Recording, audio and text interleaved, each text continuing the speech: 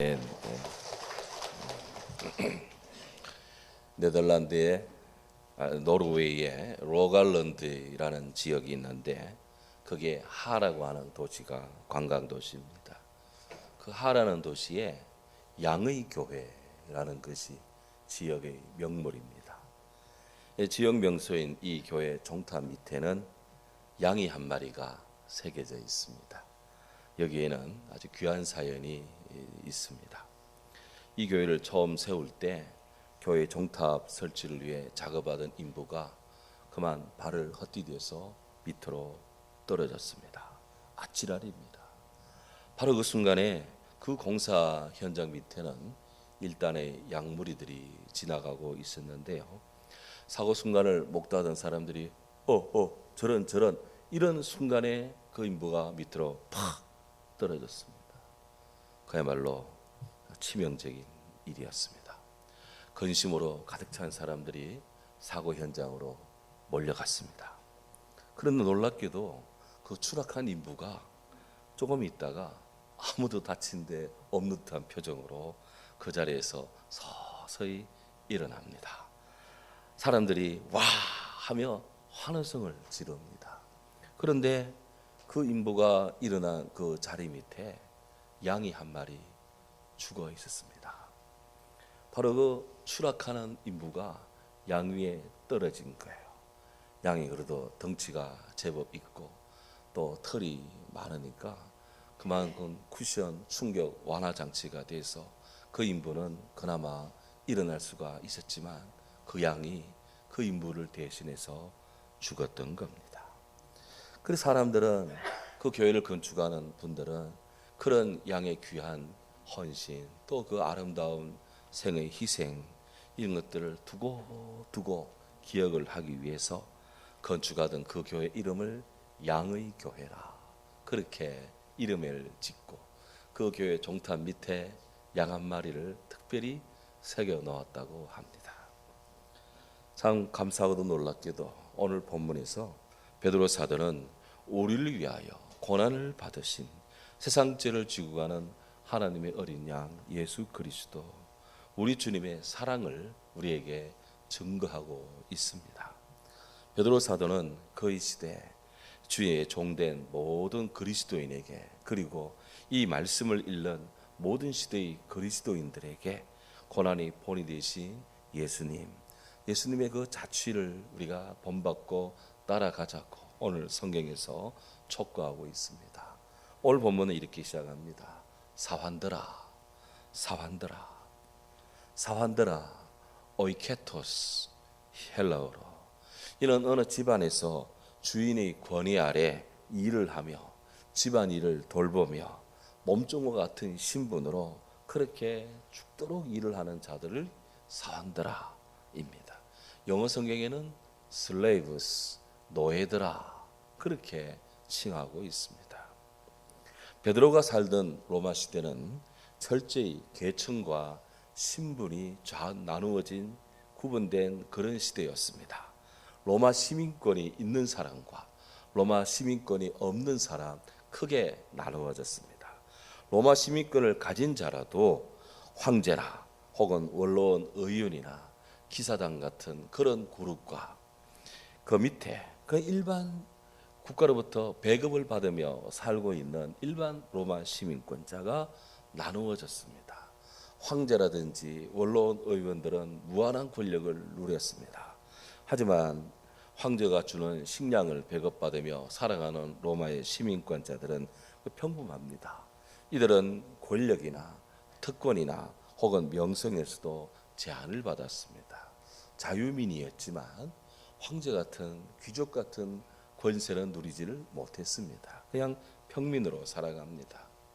그런데 로마의 노예들 이들은 시민권자가 아니었습니다. 그들은 재산이었습니다. 귀족들의 소유였습니다. 다른 재화와 마찬가지로 팔고 사고가 가능했습니다. 대부분의 노예는 채무자, 전쟁 포로자들이 다 노예가 되었습니다. 주로 그리스에서, 이태리에서, 스페인에서, 카르타고 등지에서 전쟁에 패하거나 빚을 지거나 한 수많은 여성들, 어린이들이 노예로 끌려왔습니다. 이들의 생활은 비참했습니다. 간혹 해방되는 노예들이 있긴 했습니다만은 대부분 비인간적인 학대를 받았고요. 죽도록 일을 해야 했습니다. 초대교회에도 많은 수의 노예 계층의 성도들이 있었습니다. 교회는 예수님의 사랑의 계명에 따라 누구든지 예수를 구주로 믿고 영접하는 자를 교회의 일원으로 받아주었습니다. 이에 베드로 사도는 초대교회인들 중에 큰 비중을 차지하고 있는 이들 노예 계층의 성도들을 향해서 오늘 주 안에서 진지하게 권고를 지금 하고 있는 겁니다. 베드로가 그의 시대의 노예 성도들에게 주는 이 메시지는 오늘 현대의 크리스찬에게도 유효한 그런 의미의 메시지로 우리에게 주어져 있습니다. 돌아보면 구약시대 경건한 주의 성도들은 자신을 하나님을 섬기는 종으로 여겨서 하나님께 최고의 영광을 돌리는 것을 그들의 삶의 기쁨으로 여겼습니다. 시편 116편 16절 이하에 보면 여호와여 나는 진실로 주의 종이요 주의 여종의 아들고 주의 종입니다. 이렇게 자기를 종이라고 그렇게 고백하기를 서슴지를 않습니다. 바로 기독교회는 신약의 교회는 바로 이 같은 전통을 그대로 수용했습니다. 초대교회 성도들 성령 충만한 복음의 이 성도들 또한 자신을 확고하게 예수 그리스도의 종이라고 그렇게 자기를 여기기를 기뻐했습니다. 빌립보서 1장 1절에 바울이 빌립보교회에 편지하면서 이렇게 시작을 합니다. 그리스도 예수의 종 바울과 디모데는 Paul and Timothy, servants of Christ Jesus. 예수 그리스도의 종 바울과 디모데는 그리스도 예수 안에서 빌립보에 사는 성도들 또한 감독들 집사들에게 편지하노니 우리 하나님 아버지 주 예수 그리스도로부터 내가 평강이 내게 있을지어다.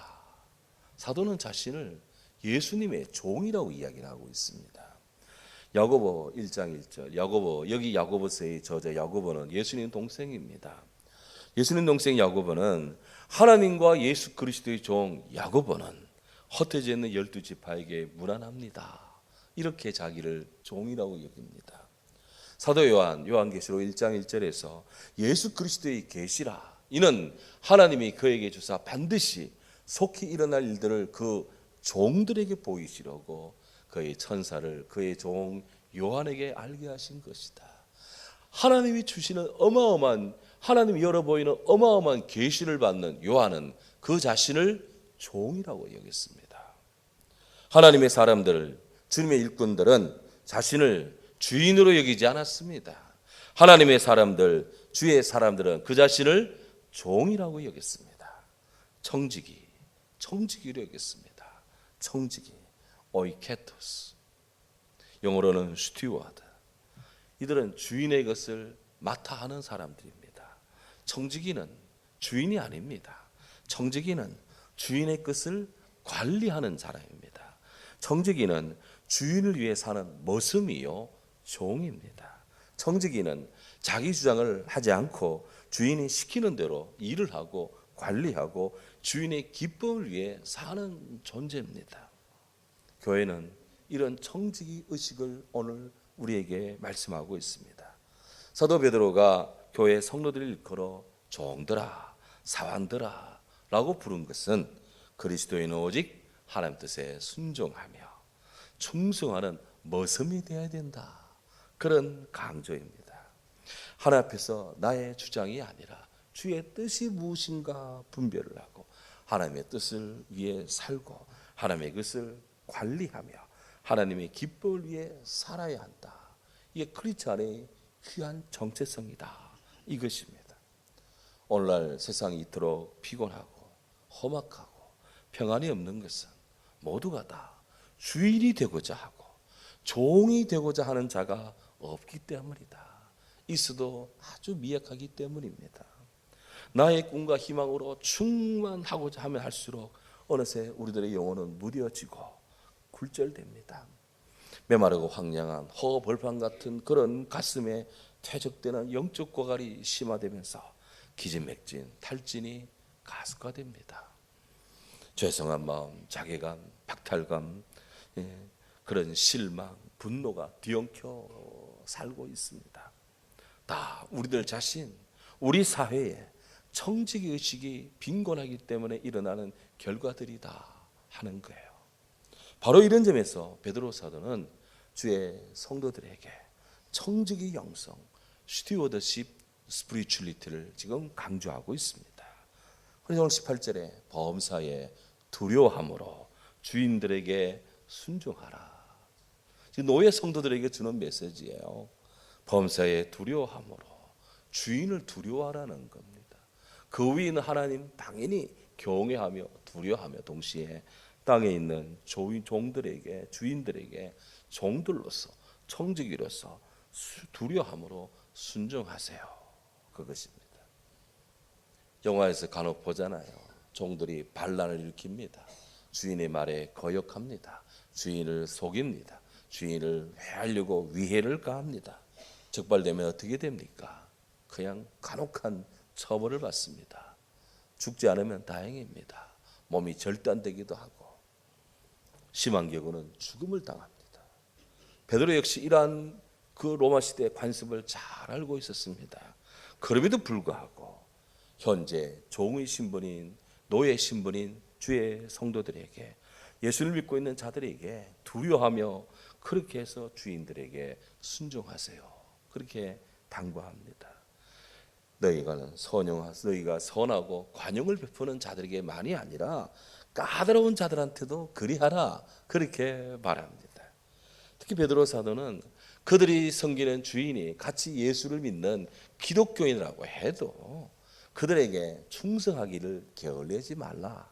그렇게 당부합니다. 감사하게도 우리나라는 노예 제도를 철폐한 지 꽤 오래됐습니다. 물론 근대 이후, 해방 이후에 되어진 일입니다만은 모든 국민이 다 자유민입니다. 아시아에서 가장 자유민주주의가 발달한 나라입니다. 하나님의 크신 축복입니다. 복음이 들어와서 다 이 같은 열매와 결실이 맺어져 있습니다. 그러니 시민 각자의 책임의식, 공동체의식이 매우 소중합니다. 그런데 우리 크리스찬에게는 이게 다가 아닙니다. 성도들은 이 땅의 대한민국 시민이며 동시에 하나님 나라 시민입니다.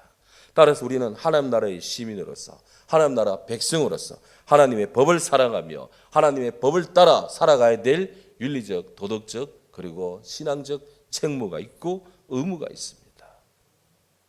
하나님을 사랑해야 될, 그 나라를 사모해야 될 의무가 있습니다. 사랑하는 대상을 섬기며 그 사랑하는 이에게 예속되어 그를 섬기는 것입니다. 바울은 이 사실을 예수님에게 적용합니다. 사도 바울은 고린도서 9장 19절에서 이렇게 말합니다. 내가 모든 사람에게 자유로우나 스스로 모든 사람에게 종이 된 것은 더 많은 사람을 얻고자 함이라. 나는 자유인이다. 내 마음대로 사는 것이 아니다. 나는 자유인이지만 나는 더 높으신 우리 주님께 예속되기를 기뻐한다. 왜? 그분의 종되기를 나는 사모한다. 왜? 더 많은 사람을 예수의 사람 만들고자 함이로다. 그겁니다. 로마 14장 8절에는 말합니다. 피차 사랑의 빛 외에는 아무 빛도 지지 마세요. 남을 사랑하는 자는 율법을 다 이루었습니다.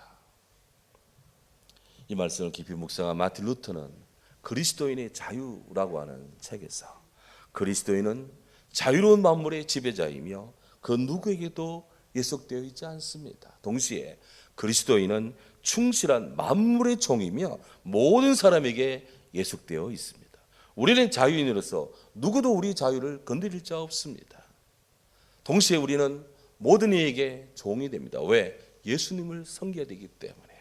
그래서 죽는 겁니다. 그래서 사는 겁니다.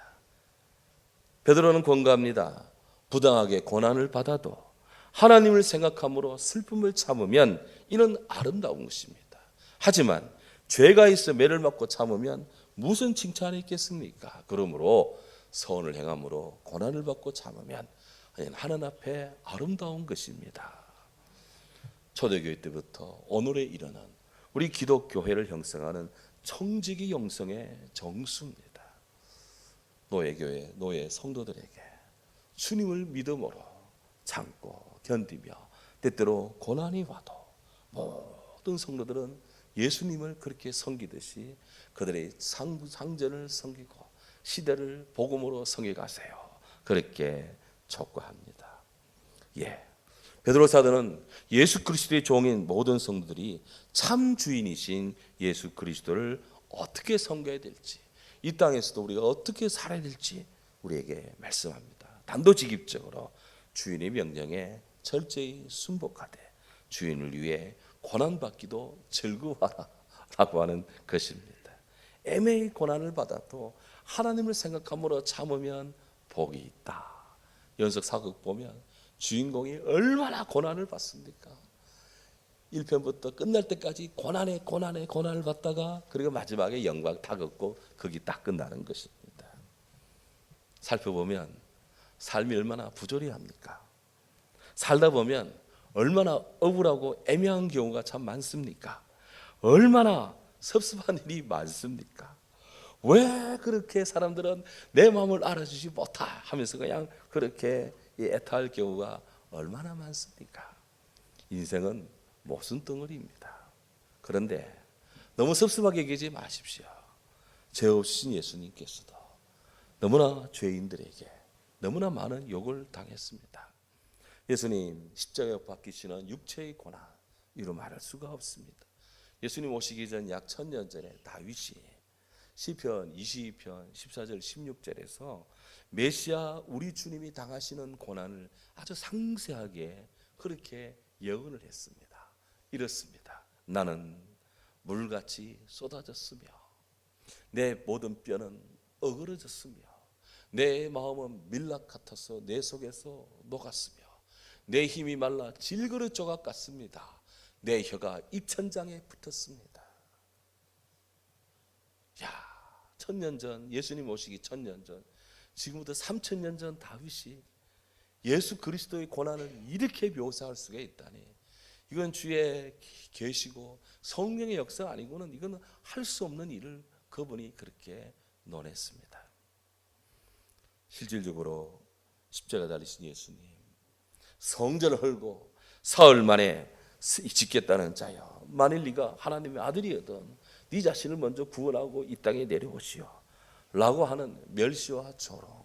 우리 예수님 아무것도 모르는 사람들로부터, 아무것도 아닌 자들로부터 정신적인 고난을 무척 많이 당했습니다.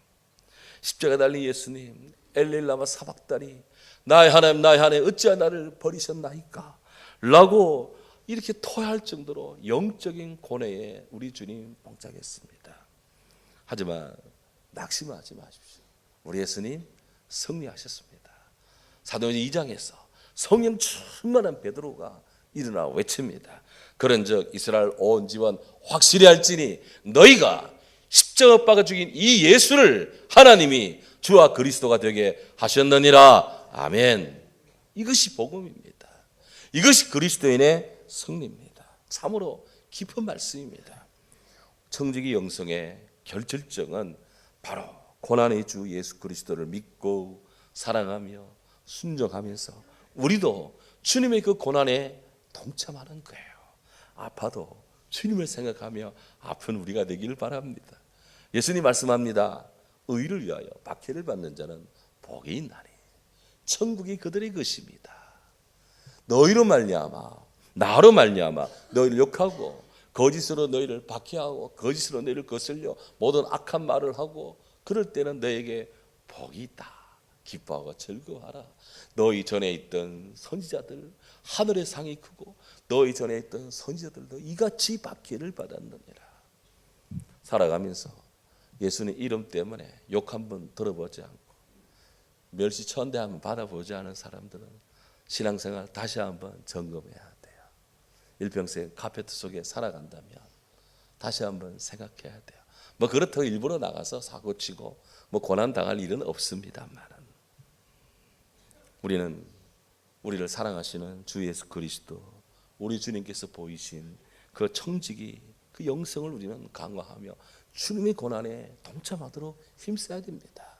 그래서 오늘 베드로께서 예수님의 모범을 따르자, 고난의 본을 따르자라고 말씀을 합니다. 베드로서 2장 21절에서 25절 이렇게 말합니다. 이를 위하여 너희가 부르심을 받았나니 그리스도도 너희를 위하여 고난을 받았어.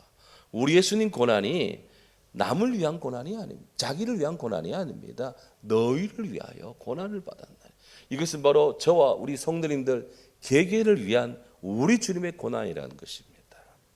너희에게 본을 끼쳐 그 자취를 따르려 하게 하심이라.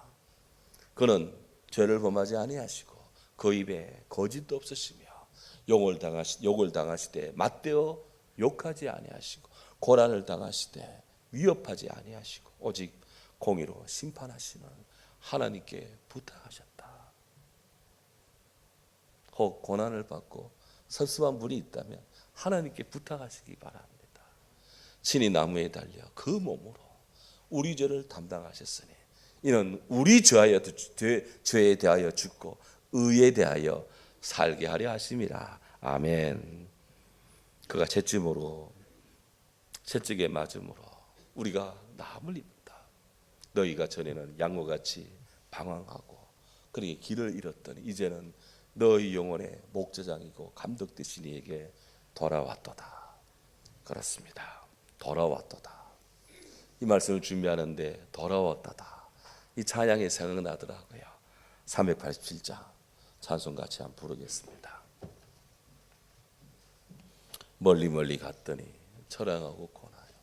슬프고도 외로워 정처 없이 다니니 예수 예수 내 주여 지금 내게 오셔서 슬프고도 떠나가지 마시고 길이 함께 하소서.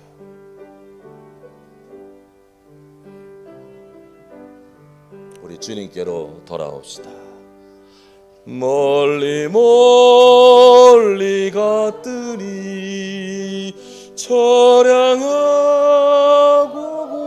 고나며 슬프고도 외로워 정처 없이 다니니 예수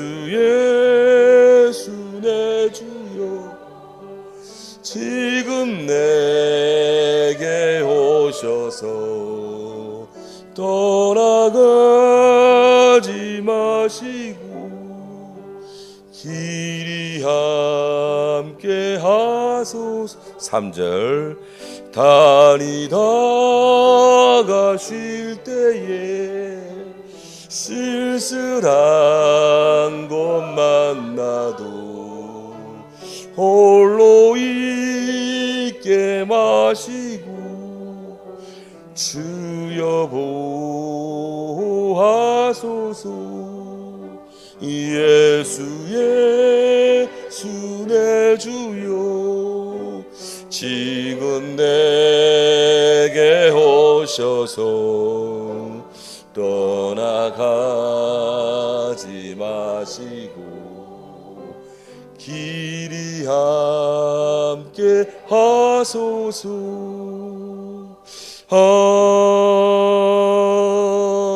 아멘.